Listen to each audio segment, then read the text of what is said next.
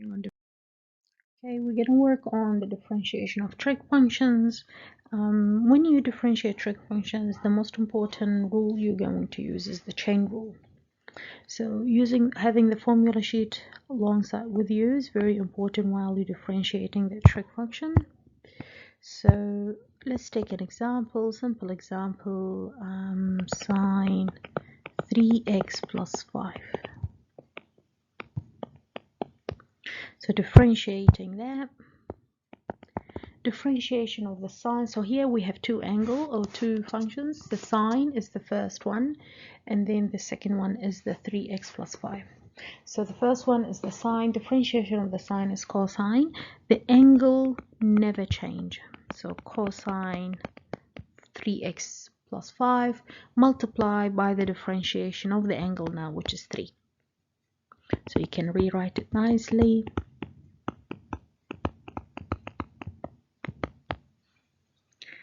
Now next function,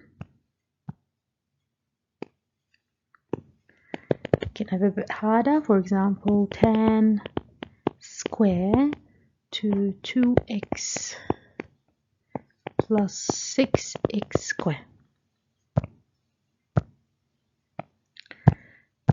So we have three functions in here. So the first one is the square.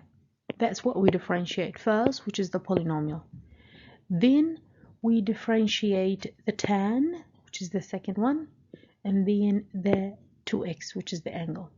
So first we differentiate the polynomial, which is square, so it will be 2 tan 2x multiplied by the differentiation of the tan, which is 6 square, so 6 square 2x times the differentiation of the angle, which is 2, plus now we differentiate the 6x square, so it's 12x. So you notice the angle never change, stays as it is. Take one more example, just make it a bit harder now. Let's do cosine to the power of 3 of 2x squared plus 1 and 6x. So here we have two functions, so that we have to use the product rule. So we've got the first one, which is f equals 6x, so f dash is equal 6. And then we'll have the g, which is cosine 3 to 2x squared plus 1, so g dash. So we have three different layers for our trig. So the first one is the polynomial, which is 3 cosine square, and you notice the angle stay as it is, multiply by now the second layer, which is the cosine. So differentiation of the cosine is negative sine, so it's negative sine and to the same angle, multiply now the differentiation of the angle, which is 4x.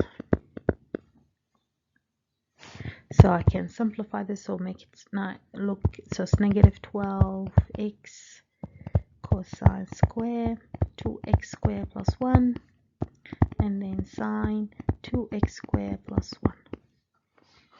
Now I can substitute, so my y dash equal f dash times g plus g dash, which is negative 12x cosine square 2x squared plus 1 sine 2x squared plus 1 multiply by f, which is 6x. You can simplify or you can leave it as it is. I'm gonna simplify, so I've got 6 is a common factor and cosine square, so y dash equals 6 cosine square for 2x squared plus 1, and left from the first one is only cosine 2x squared plus 1 minus 12x sine 2x squared plus 1.